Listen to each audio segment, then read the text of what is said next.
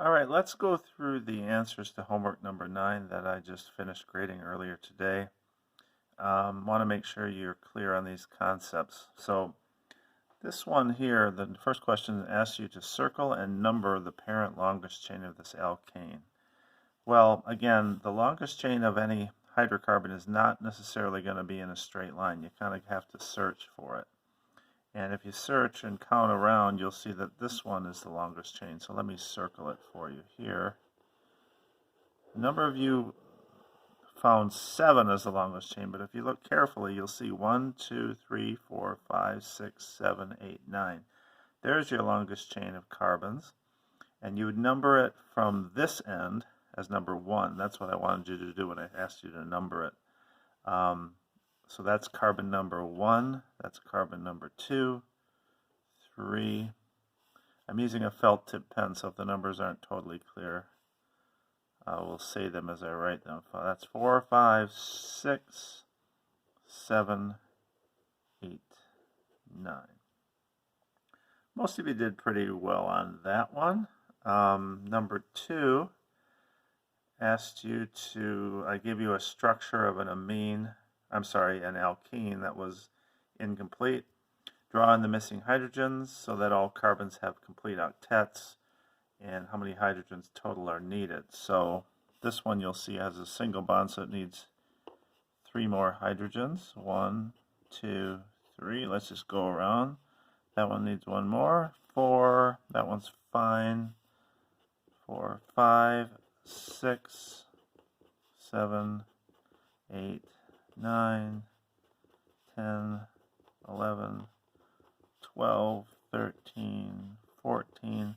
Now, in the interest of space, I will just draw these as like a CH3 group. Sorry I didn't give you a lot of room there, but you guys figured it out. So again, there you go.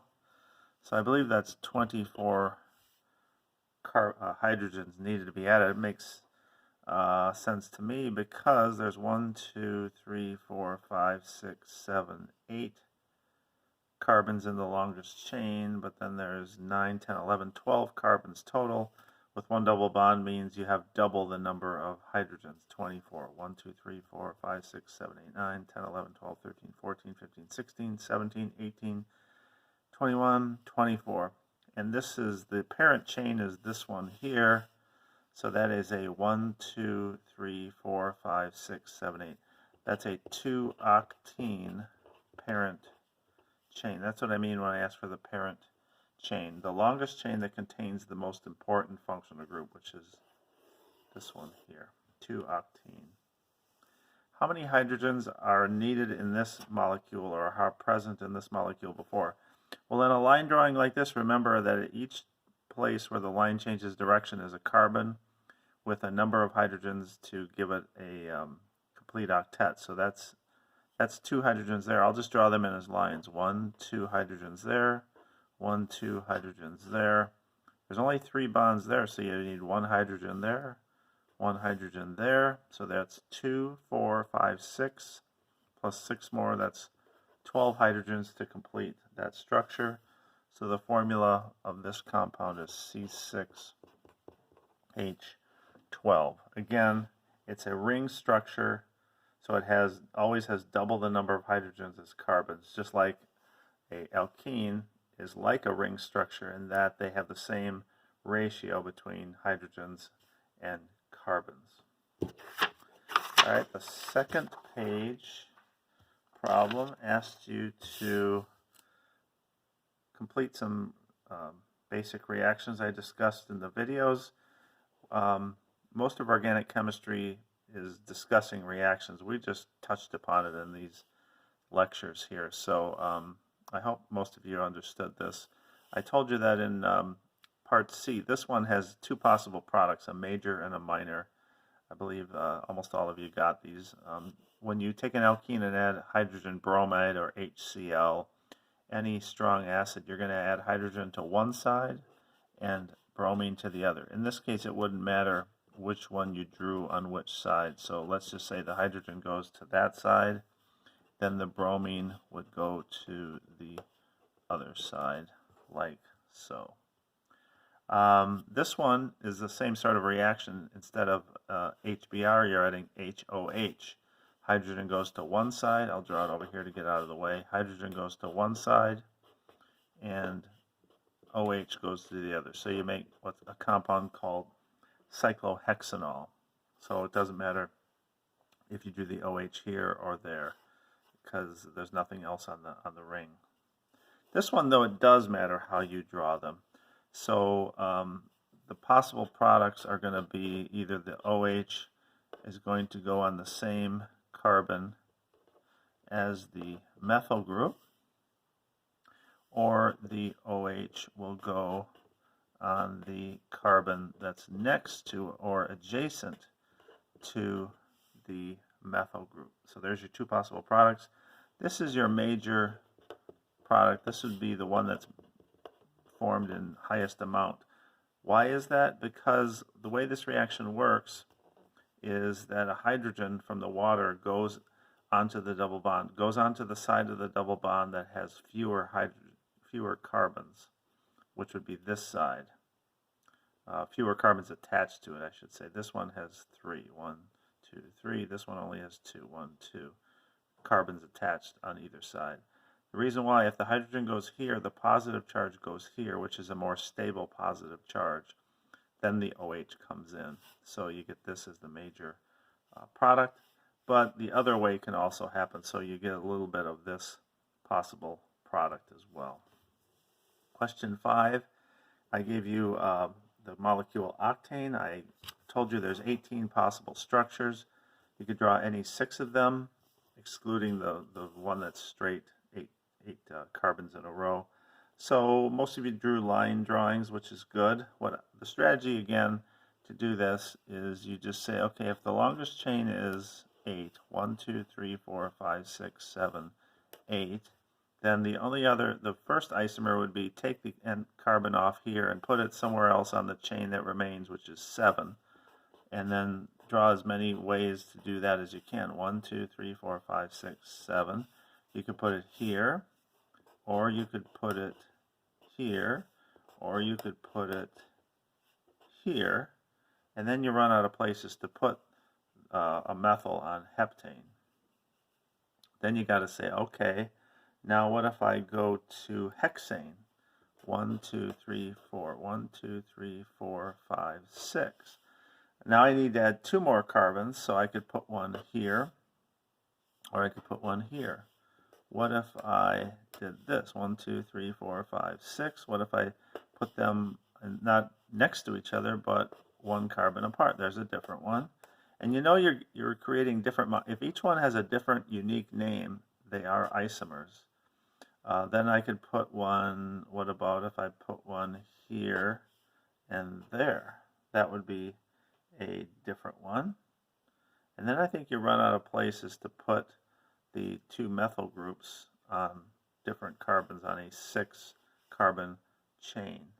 But you could also do this. You could put 1, 2, 3, 4, 5, 6. You could put both of them, instead of on different carbons, just put them on one. You could put them there, or you could put them, make sure you're seeing that, you could put them here on this one, and then you can run out of places. But you get the idea. Most of you draw these. Some of you came up with one that looked kind of like this. 1, 2, 3, 4, 5, 6, and then you put an ethyl group like that, which would be the same thing as putting it there. Some of you drew something like this. 1, 2, 3, 1, 2, 3, 4, 5, and then you put this group here. That's fine. But again, it shouldn't have been terribly difficult for you to come up with 6 possible structures out of 18. You didn't have to name them. If you did, it's good practice, but all I wanted you to do was to draw them. All right, so then the next question, number 6, gave you the cis isomer 1, 2, 3, 4, 5, 6, cis 3, 4 dimethyl 3-hexene. The trans isomer would just be the one in which this group, the ethyl group on one side of the double bond, was on the opposite side of this ethyl group. Here they're on the same side, they're on the top part. So draw your double bond like so, and then just, you could leave this one here, CH3, CH2 like that, but then draw this one down here, CH2, CH3, and then draw the hydrogens in. So there's your trans isomer for, I'm sorry, that was a CH3. Sorry about that, CH3 like that. There's your trans isomer. Number 7, what is the name of the molecule there? That's anthracene.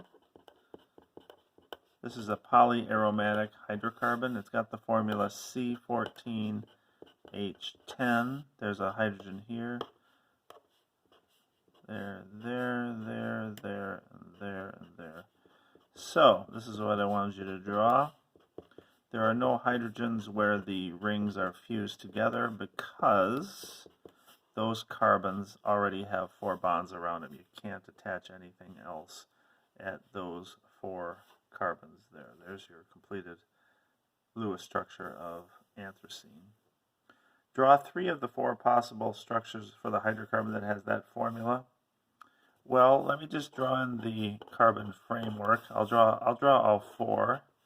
So here's the carbon framework for the 4 possible ways to draw that. And then you'd say, okay, that's got hydrogens. Let me just draw in all single bonds here like so. I know it's a saturated hydrocarbon because of the ratio between the carbons and other groups. All right, so one structure, you could have a bromine here and a bromine on the adjacent. So then you'd have this one. Another structure could have the bromines on the same carbon, so let's put them here.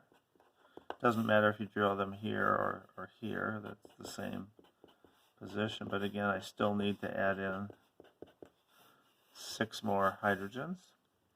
Or you could draw in the bromines, instead of being on adjacent carbons, you could draw them being separated by 1 carbon. So there's the 3rd isomer. And then the last one would have them, instead of on the same carbon here, you could put them on the same carbon here because that's a different carbon than that one is. So the bromine could be here, here, and then just fill in the rest with the 6 hydrogens. There you go. There's your 4 possible ways to draw a molecule, a dibromopropane isomer. The question number 9 asks you to complete the table, either write the structure or give me the name based on the structure. So let's just work our way down this table. 3-hexyne. You could draw it in a condensed structure. I just drew the line drawing, so I know that 1, 2, so this is 1, 2, 3. At the 3rd carbon here, I have a triple bond. Triple bonds are linear, so you have to kind of draw it like this. And then coming out of the triple bond, it's linear, so it looks like that. 1, 2, 3, 4, 5, 6. There's my 3-hexyne line drawing. If you drew it like this, which is totally fine, you would draw 1, 2 at the beginning. The number applies to the carbon where the double or triple bond begins. So there you go. 5, 6. 1, 2, 3, 4, 5, 6. 1, 2, 3, 4. It doesn't matter if you number it left to right or right to left, and then you would just fill in hydrogens with the rest. Okay, this one was not complicated, just kind of tedious. So let me just draw the line drawing because it'll be easier. So I always just say, okay, I draw the longest chain of carbons horizontally and then draw everything off of that. So 1, 2, 3, 4, 5, 6, 7, 8. There's my nonane longest chain. So let's just call this number 1. So at the 2nd and the 7th carbon, there's a methyl group. So 1, 2, there's a methyl. 3, 4, 5, 6, 7, there's another methyl. And at the 5th carbon, I have, in the 6th, I have a diethyl group. So 1, 2, 3, 4, 5. I have an ethyl group here, that's CH2, CH3. And the next one, since this is pointing up, I would draw the ethyl like that, CH2CH3. And then the last thing I have to add in is at the fifth carbon, where there already is an ethyl group, I have to draw a propyl group. So then I have to draw it kind of, I accepted that if you drew it up like that, you should really kind of draw it down here. But if you went like this, 1, 2, 3, that would be fine too. So it looks a little weird, but that is actually the line drawing of 5,6-diethyl 2,7-dimethyl 5-propyl nonane. 3,3-dimethyl hexane, quite a bit easier, I think, than that one. 1, 2, 3, 4, 5, 6. Let's just left to right again. 1, 2, 3. At the third carbon, I have 2 methyl groups. There's the line drawing of 3,3-dimethyl hexane. Now this one, now for the rest, you have to give me the name of the compound. So this is cyclobutane. Doesn't matter if you call this carbon 1 or that carbon 1 where the methyl groups are. If you call this number 1, you would number it counterclockwise because you want to give the substituents the lowest numbers. I wouldn't want to call this 1 and then 1, 2, 3, 4, call it 1, 4, because I want to give it the lowest numbers possible. So I'd call that 1, 2, or if I called that one 1, that's 2. So it's 1, 2, dash, dimethyl, and then I'm done naming the 2 substituents. I can just add it with no space the name of the parent hydrocarbon chain, which in this case is cyclobutane. This one is an alkene. You pick out the longest chain of carbons that contains the double bond, which is this one or this one. So it doesn't matter in this case which one you pick, you'll get the same name. There's carbon 1, 2, 3, 4, 5. So at the fourth carbon, I have a methyl, 4-methyl. And then at the first carbon, I have a double bond, and it's 5 carbons long. So instead of pentane, it's pentene. Now, some of you did 4-methyl pent-1-ene, which is acceptable as well. And then this last one, same sort of logic. You count the chain that has the triple bond, that's the longest chain. 1, 2, 3, 4, 5, 6. 1, 2, 3, 4, 5, 6. You start here, this is at the first carbon of the chain is a double bond, so it's a 1-hexyne. So here's my longest chain. So it's 1, 2, 3, 3, 5. 3, 3, 5, trimethyl 1-hexyne. And this is the proper way to write that out. No spaces between numbers or dashes, no spaces between commas, or numbers and commas. Okay, I think we're coming to the last page of the homework assignment. Number 10, I asked you to draw the structures of 3-ethyl phenol and 2-chlorotoluene. Phenol has a structure where it's a benzene ring with an OH group, and toluene is a benzene ring that has a CH3 group on it. So once you got the parent hydrocarbons drawn, 3-phenol, just call it 1, 2, 3, 3-ethyl phenol. So you could write CH2, CH3, or you could just draw a line that bends in a direction for the line drawing of the ethyl group. That's fine too. 2-chlorotoluene is just either here or here you draw a chlorine atom. That one's done there. Pretty simple, I hope.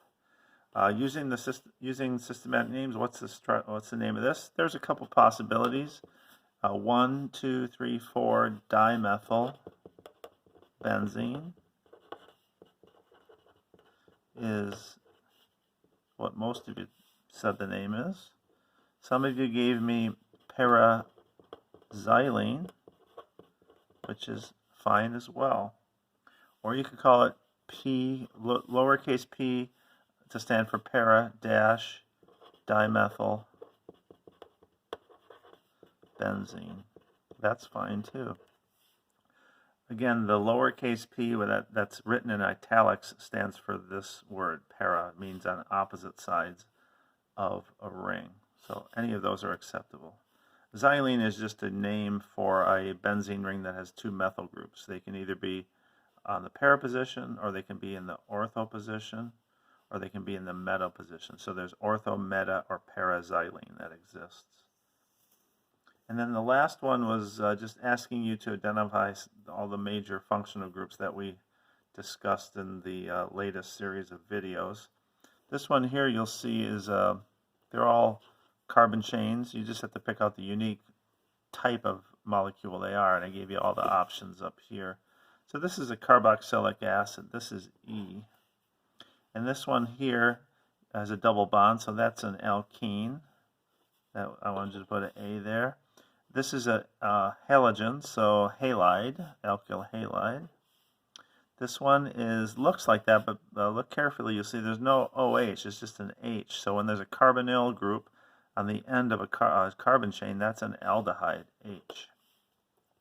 When you have a carbonyl attached to an oxygen, but not a hydrogen, yet two carbon groups are on both sides of this functional group, that's called an ester. So that's letter G. This is an alkyne, a triple bond, so that is B. And this one is an alcohol, OH, that's D. This is a ketone. So instead of the carbonyl being on the end, it's somewhere in the middle of the chain, surrounded by carbon groups. So that's a ketone, that is letter I. And then the last two, this is an amine, because it has nitrogen, so that is J. And this is an ether, which is F. Just make sure I got those right. Looks like I do. So on your last quiz, you're going to identify functional groups like that and name some compounds. Just for a little extra practice, let's just go through a few of these. If I give you something, the molecules I give you on the quiz are going to be relatively simple. There's a couple that might be larger structures, but the connections that you're looking for are the same as what you'd see in simpler stuff like this. This is a carboxylic acid. So again, you're looking for that ketone, what looks like a ketone and what looks like an alcohol combined together. I wouldn't worry about that. This is what's called an amide. I'm not expecting you to know amides. It's looks like an amine with a carbonyl group next to it. That's the type of bond you'd see in a protein, but that's not on your quiz, so don't worry about it. This is an ester because it's got the carbonyl and the O, but it's got carbons on both sides, so that's an ester group. And you'll have a few problems like this, where I'll give you a larger structure like this, and I'll say what are some of the functional groups that are present. So you should be able to pick out things like this here. When you have a nitrogen, that's an amine, A-M-I-N-E. When you see an oxygen in the middle of carbons, that's what we call an ether, E-T-H-E-R. It sounds like ester, but it's ether. There's another amine functional group here. This is a secondary amine. This is a secondary amine, meaning that there are two carbons attached to the nitrogen. Here you have double bonds, so you could call that functional group. There's an alkene present in a lot of places. This is an aromatic ring. I mean, there's a benzene ring, you can call it aromatic, or just a phenyl group if you want to. This is an ester functional group here. Another aromatic functional group right there. So you should be able to pick out the major functional groups in a larger structure like that. And whether or not it looks like that or looks like this, this is from another instructor's homework assignment, but you should be able to, again, focus on specific areas of a molecule and tell me what functional groups those are. So that will finish up the material for the course. So again, don't forget to take online quiz 6. It'll be posted later today. Today's early morning Wednesday. I will send you an email when it's posted, and then I will finish grading the lab, the last lab, and post that. So if you have any other questions about the quiz, please send me an email. Otherwise, I will let you know when grades are uploaded onto TitanWeb next week. Have a great summer, and I hope to see you in the fall.